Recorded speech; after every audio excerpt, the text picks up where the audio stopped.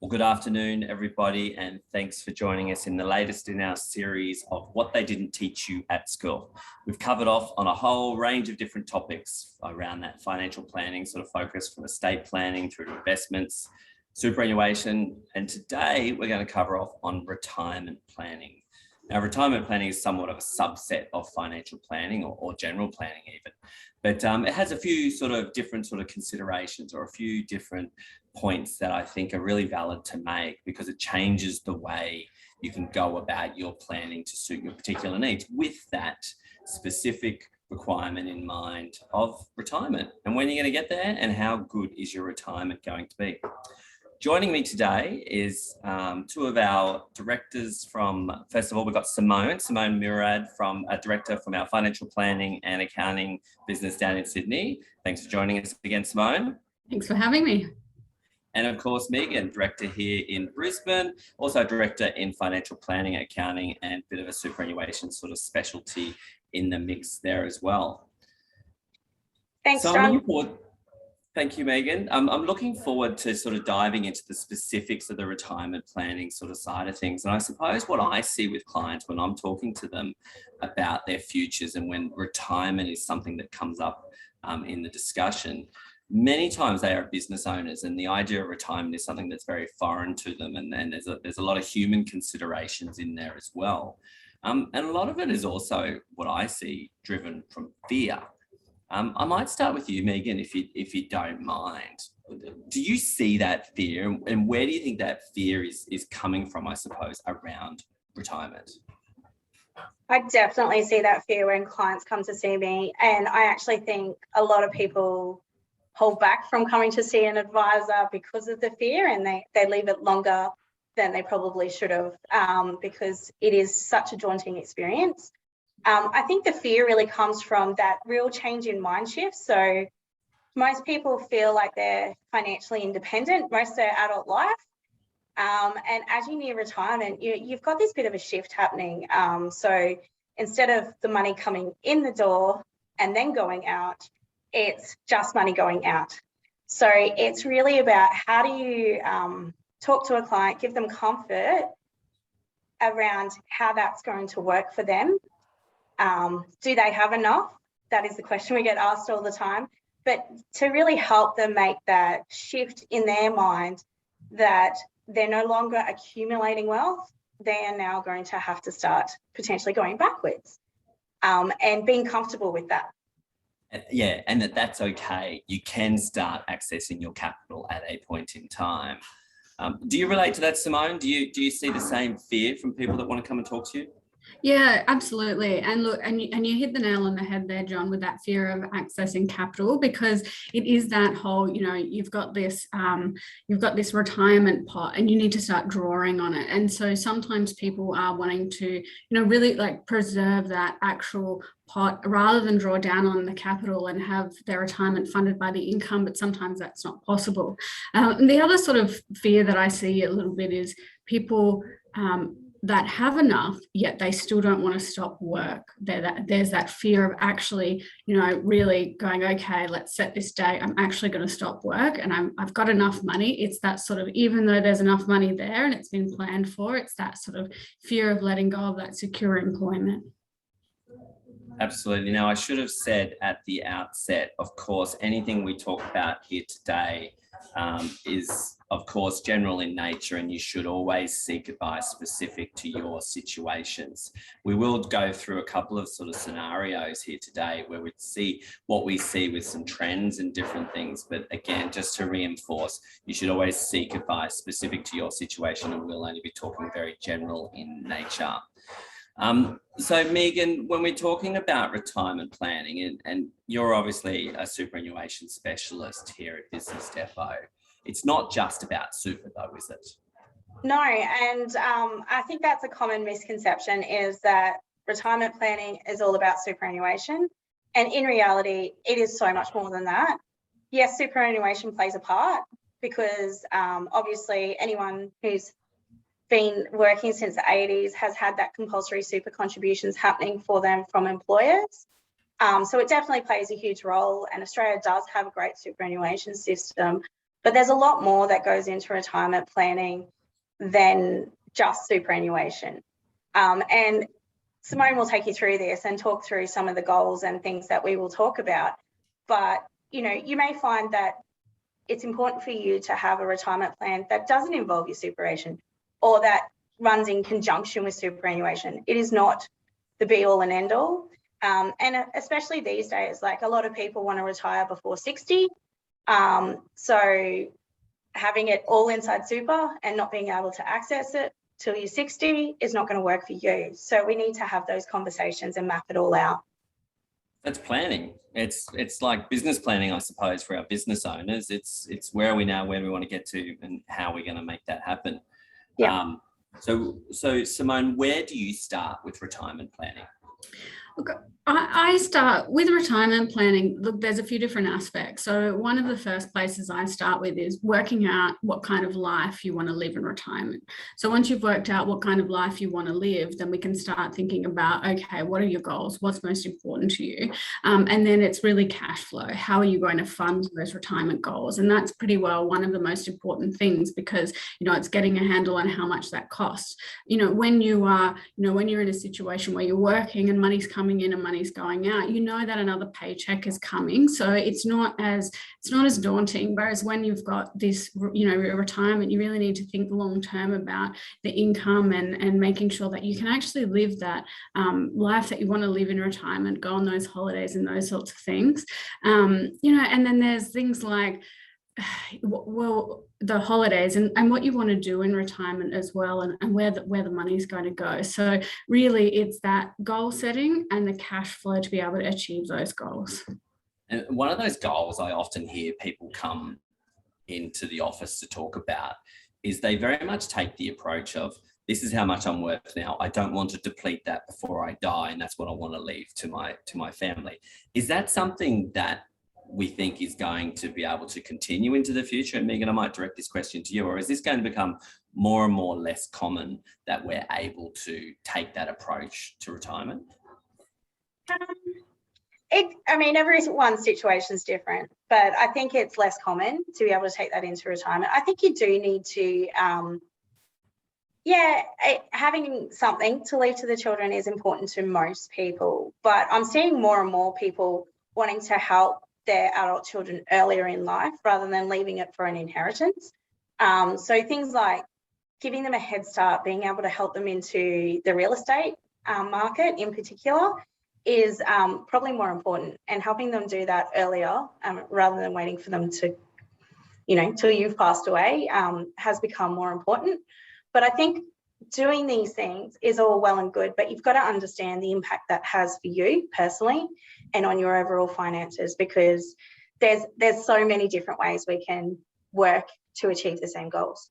Which comes back to what you said, Simone, doesn't it? It comes back to goal setting. So what are the goals that you want to achieve, and then putting the plan in place to enable you to achieve it, or to maybe give you clarity as to how likely you are going to be able to achieve it. You agree with that, Simone? Yeah, absolutely. That's right. It is. And, you know, and it is one of the things that we work through with clients is that, you know, you're looking at, okay, you might have a few different scenarios that you're looking at. You might decide that you want to downsize or move away. And part of that is going, okay, can we make this work? What does it look like? What does it look like financially? Yeah. And with so many people having such a big chunk of their wealth tied up in a one piece of real estate being their home, more and more I'm hearing people talk about, when am I going to sell my house, as the point of when they're going to start to access that capital. Maybe they start to access the super in the meantime, and then they get to a point where they sell that house.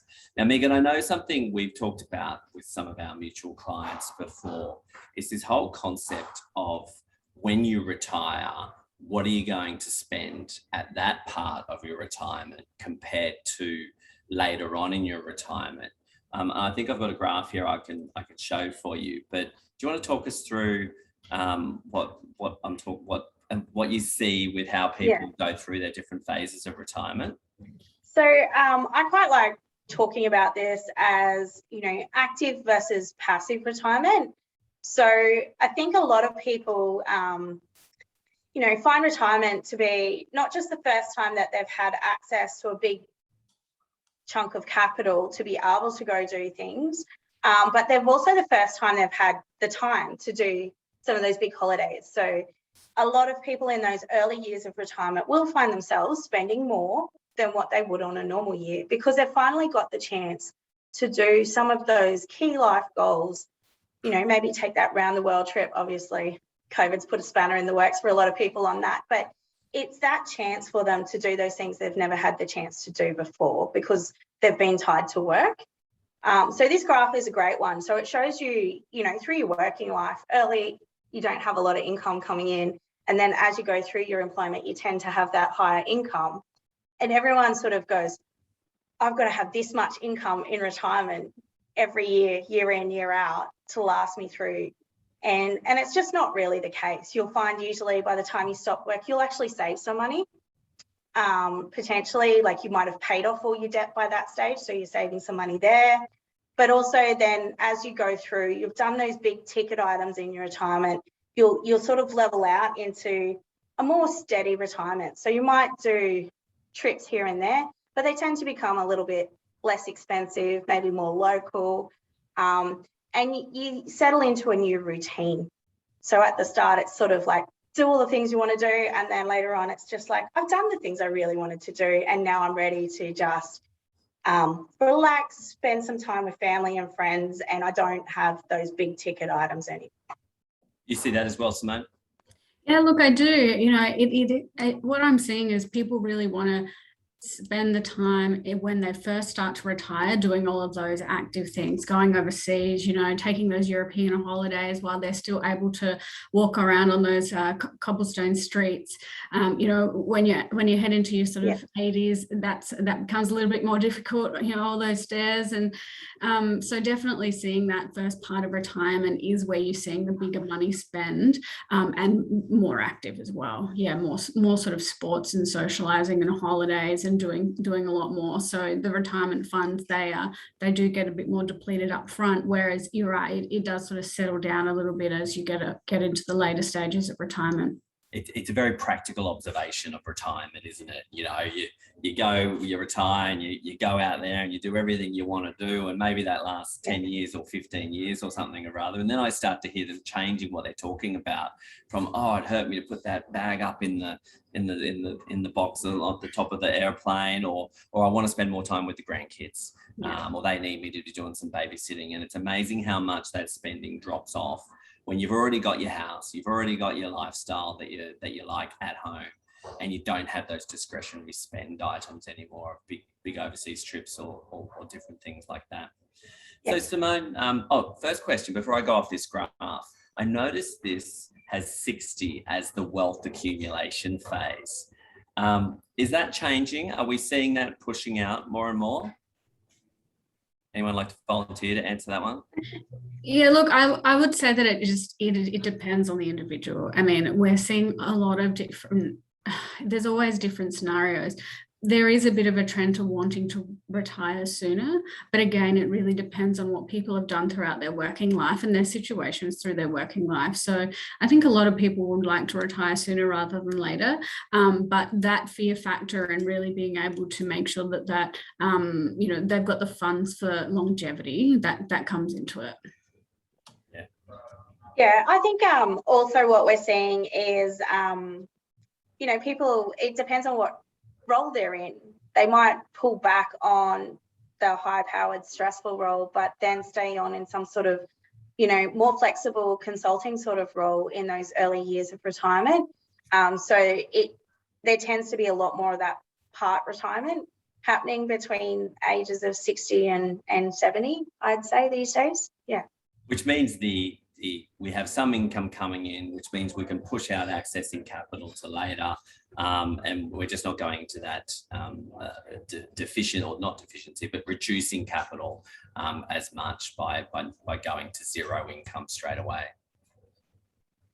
Okay, so where should I be investing then if I'm going into retirement? Should I be looking at the type of investments I'm doing? Simone, I might direct that to you.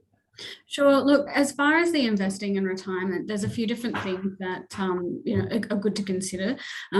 one of them is always, and I know that we bang on about this in financial planning, but it is having that diversification of your assets. So it is really sort of spreading your assets between different asset classes. That actually becomes really important. The other thing is that when you're entering into retirement, you have to have some consideration for capital preservation as well, because these are the funds that you're depending on to get you through your retirement life. So that's really important. And look, the other thing I'd probably consider is you need to consider longevity in the mix of things, how long you're going to live. I know that it seems a little bit morbid to consider, but it is a big factor in retirement planning and making sure the funds go the distance. And I mean, the other sort of things that I would consider is what's going to pay you an income, making sure that you've got the income in retirement, assets that will continue to pay you an income, and also having those buffers. So you can be invested, but if you don't have some buffers in place, if the market turns, you want to have enough money to be able to keep paying yourself a retirement income while we wait for those markets to recover. That sort of stuff's really important. And that really shows the shift between investing when you're an accumulator versus investing in retirement phase. Yep, absolutely. I mean, it's very much your classic risk versus return sort of side of things, isn't it? We've got a great comment here from Kerry. Income needs graph is like a smile in retirement, higher costs in the beginning, slow down, and then increase in the later years. I could just see that graph. It kicks up in the last 25% of retirement due to increased care costs as independent living becomes more difficult. But I know a lot of people I talk to, they think about their house as sort of providing for that independent care when they get to that point in time. Thank you for that comment, Kerry. And Anna's got a question here, guys. Where does the age pension come into these days and into the future? I'm thinking Anna's question there is probably from an age perspective. Do you know when that sort of kicks in these days?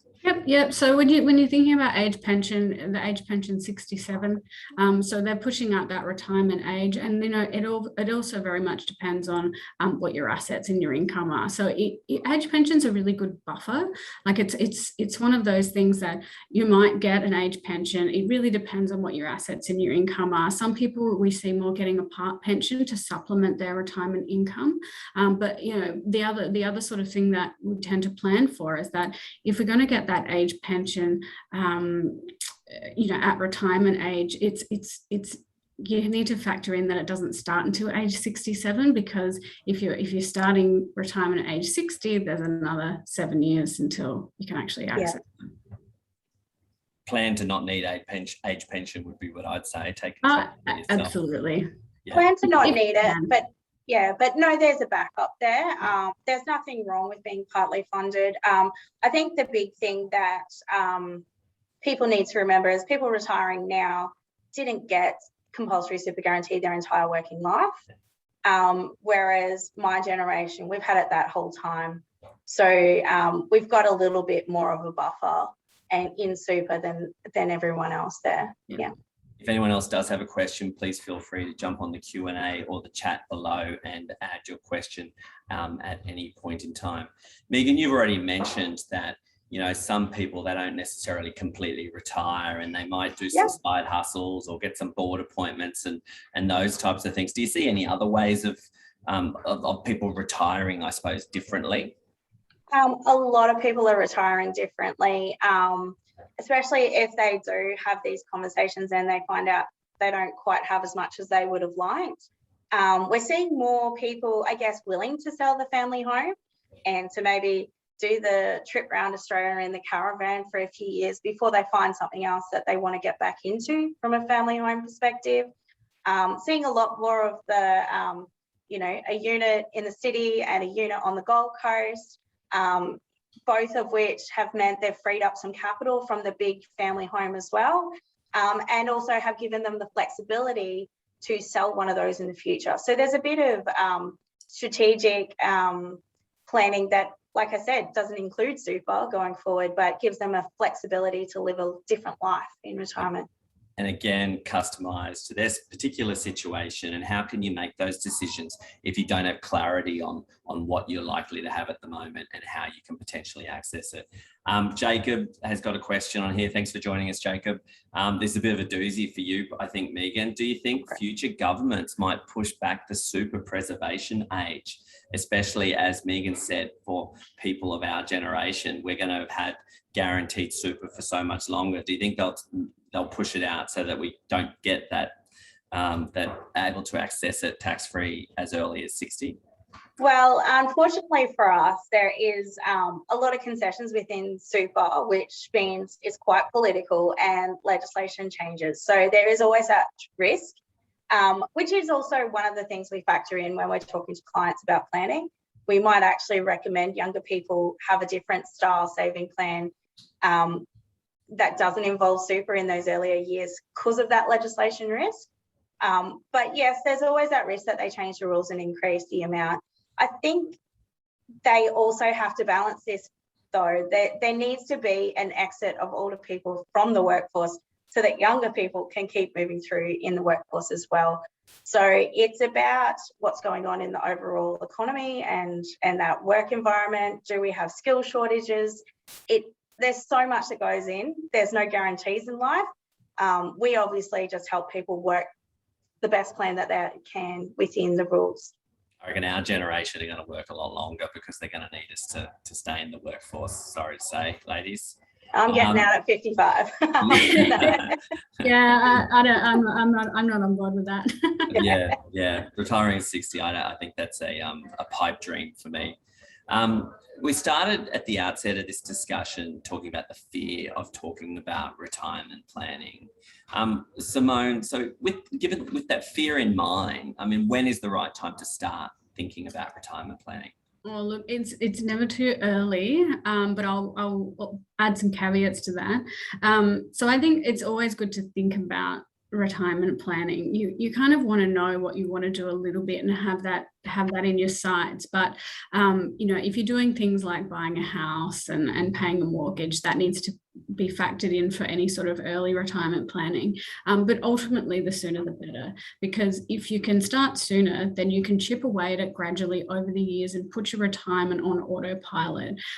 Because the sooner you start, the less out of your earnings needs to go in to accumulate the funds that you need over time. Yeah. We had a doozy of a question sent through in advance of today's webinar from a great friend of Business Depot. And she says that she's 59. She understands she could take a part pension, but would have to pay tax on it because she's under the age of 60. Is it right that I can start taking a part pension in the financial year I turn 60 without paying any tax on that? Megan? So yes, under the current rules, you can start a transition to retirement pension at age 60, even if you are working.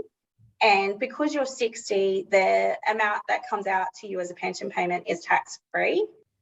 I guess the challenge there is deciding what you're doing with that extra money that you're taking out. So if you are still working, are you then maybe topping up your super again with salary sacrifice and reducing your overall tax? It's just something to consider. Previously, this used to be a great strategy because you also get your superannuation earnings tax-free at that point when you start those pensions. Now it's not quite as tax advantage, and I mean, as always, it's a case-by-case basis. Some people are better off leaving it in there and growing their super, and some people might be better off starting that pension. So Megan, just so I'm clear, I know if you have a transition to retirement pension under the age of 60, you pay tax on the pension you receive and the super fund still gets taxed. What if you're over 60 when you take it, just to reiterate? So the payment to you is not taxed.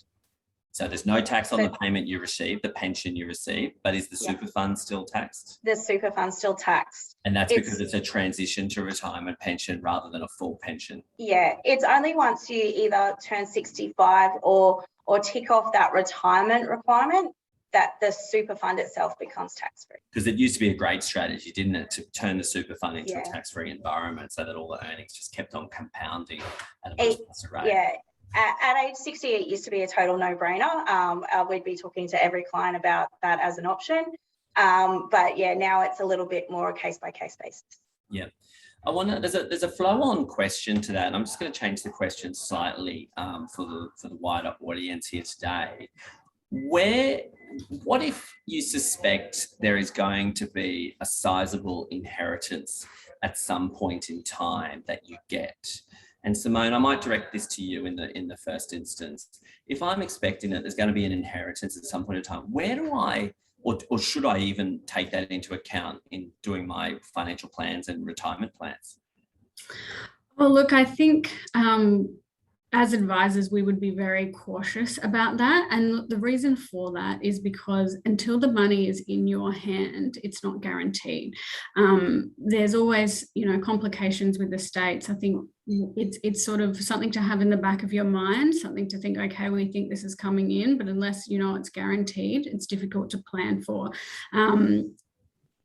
And that's probably where I'd leave that, because every situation is different, and you just don't know from situation to situation. You don't know what's going to happen with your parents or their situation, or wherever you're getting the inheritance from. So I think it's good to know and to keep that in mind, but without having a definitive amount of money, it's hard to plan for, and you kind of want to do your best to plan without that inheritance in place and have that as a nice bonus. I mean, you guys are there to provide clarity, so I suppose if there's something that is not certain, then it might just be a little thing you think about over here, but not necessarily plan for it within your financial planning. Is that right? Yeah, that's right. Yeah, I mean, I look at it as in that's our bonus, but let's work with what we have right now and what we know for sure. Yeah. And what about if someone suspects they're going to get an inheritance? Is there any difference, do you guys know, between receiving that as an inheritance when someone actually passes away, or is there any benefit in them paying it out as a gift sooner? Megan?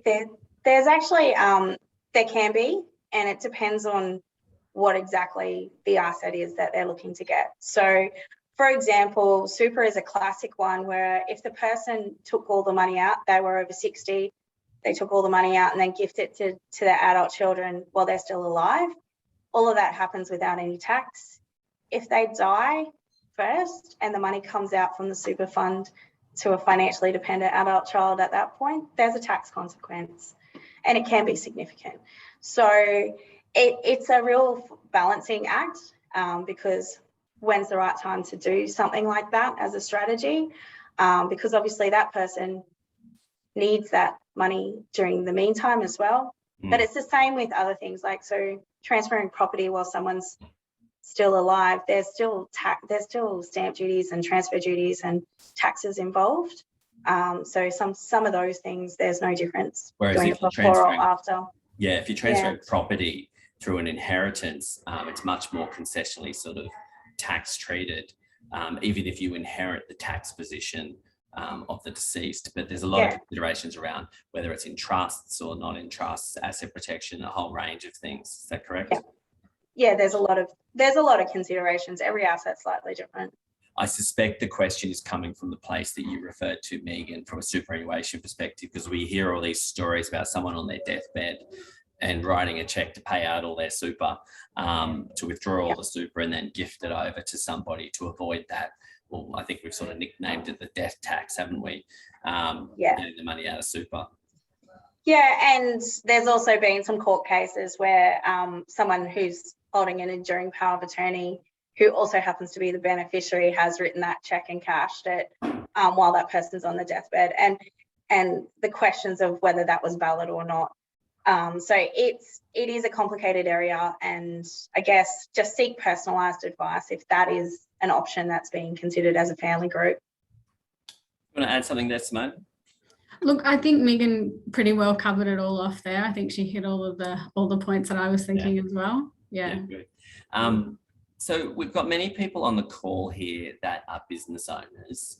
If we have a business and maybe there's a plan within your whole financial plan to have your business sold at some point in time as well, how do we do? Should we be taking that into consideration for the retirement plan, or what would you suggest in that regard?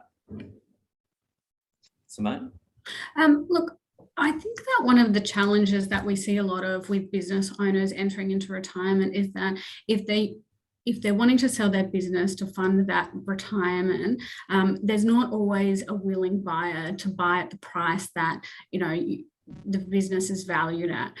So I think that when we're thinking about business owners, it's good to really have a retirement plan in place that's in addition to the business, to make sure that's a sort of separate issue, rather than it's just all of the time and effort, all of the money is going into the business, and then at the end sell that with a view to retirement, because that can really hold things up. I mean, there are a number of other issues to consider. We've got some CGT tax concessions and things like that, but certainly one of them I see is that not having that buyer ready when you want to sell your business. Yeah. Well, I mean, and look, I think it's always a good idea, as one of the valuation experts here at Business Depot, it's always a good idea to have an idea of what your business is worth. It's a good idea to have an idea of what tax you're going to pay, so that you end up with your after-tax sort of contribution or capital from that. But there's no certainty in that. So as you ladies so well do, putting in place that financial plan outside of the business obviously gives you some room to move within your overall retirement planning and financial situation. If anyone has any questions, now would be the time to jump on the chat or the Q&A. But prior to anyone else jumping on with any more questions, what if we do some retirement planning? What if we do some projections for somebody and you actually find that there's not enough there? Megan, what do you do?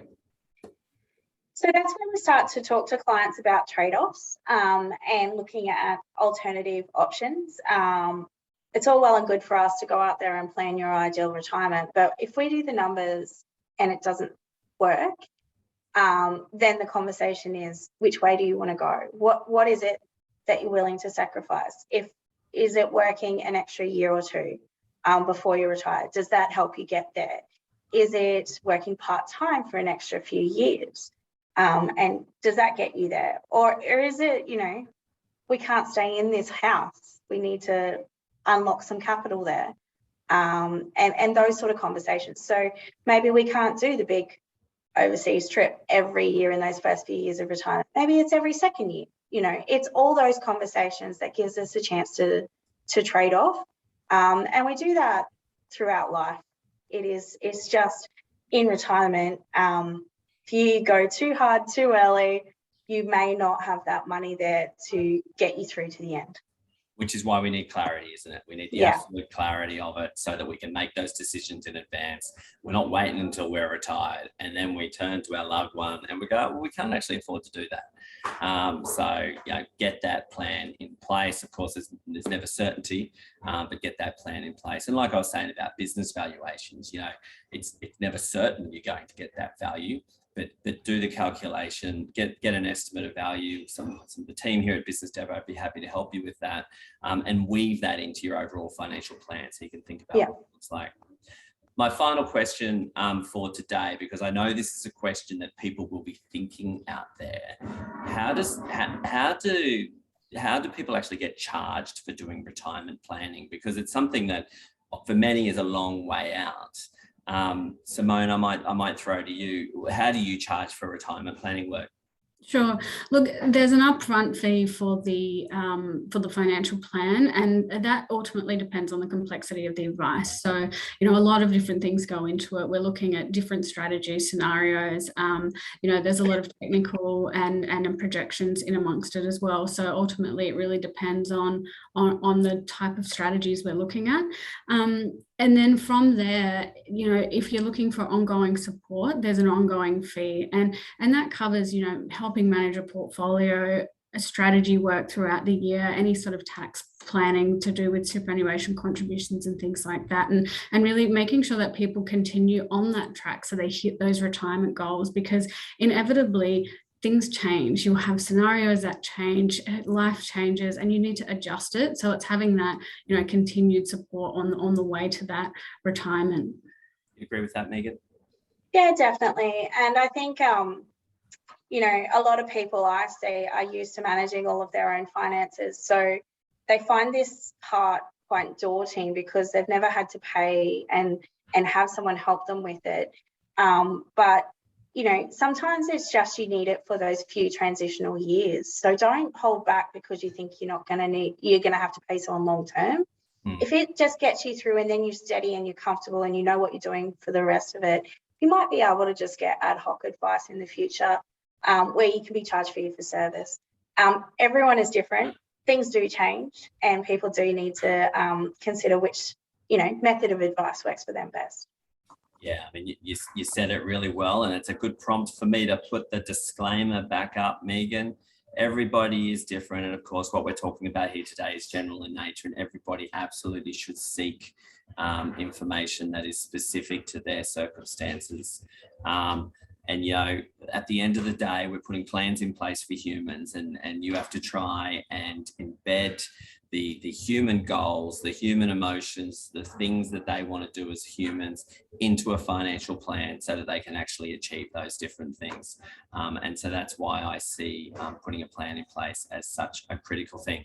To wrap things up for everybody here today, any final words of advice or tips for our audience here, Simone? Look, the sooner you start, the easier it is. If you can start early, it's really what I like to see is people sort of starting early and then putting that retirement planning on autopilot, because by the time you get there, it's already done. And the other thing I would say that's really important is to plan to have a buffer. Investment markets change, unexpected health issues can arise, and if you have that buffer in place, then you're not as financially stressed or surprised, and you can deal with it a lot easier. Megan, final words of advice? Yeah, I'd say we're not that scary. Come see us. It's actually the clarity that you get through going through this process and having a plan mapped out is just invaluable. And it just, you know, I hate to see it when people feel like they're stuck working longer than they need to be, and or they're too scared to spend the money that they've saved. You know, you've saved it, you've worked hard, enjoy yourself, and have that peace of mind going through retirement. Yeah, I think they're both really good pieces of advice for us to conclude on. I see so many people almost have an anxiety around retirement and whether they've got enough money, and then they end up working another 5 years or something or other to just make sure they've got an extra buffer.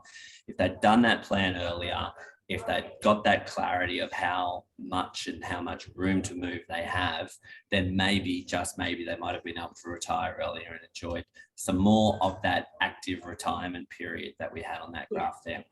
Of course, if there's anyone out there who would like some help with retirement planning, Simone, Megan, and of course Mitch from our financial planning team would be more than happy to help out. And of course, there's always the business side of things. Maybe you need some planning from a business side of things. Maybe you need to think about what would your business sell for at some stage in the future. What are the tax implications of doing all those types of things? And of course, everyone here at Business Depot would be more than happy to help you out with that. So please don't hesitate to reach out 1300 Business Depot or connect with us through the website at businessdepot.com.au. Of course, a recording of this webinar will be available on our website going forward, and we'll also send out a link to the recording via email either later this afternoon or first thing in the morning. Thank you everyone for joining us. Thank you, Simone. Thank you, Megan. Thanks, John. Thank you. Thanks, everyone. See ya. Bye.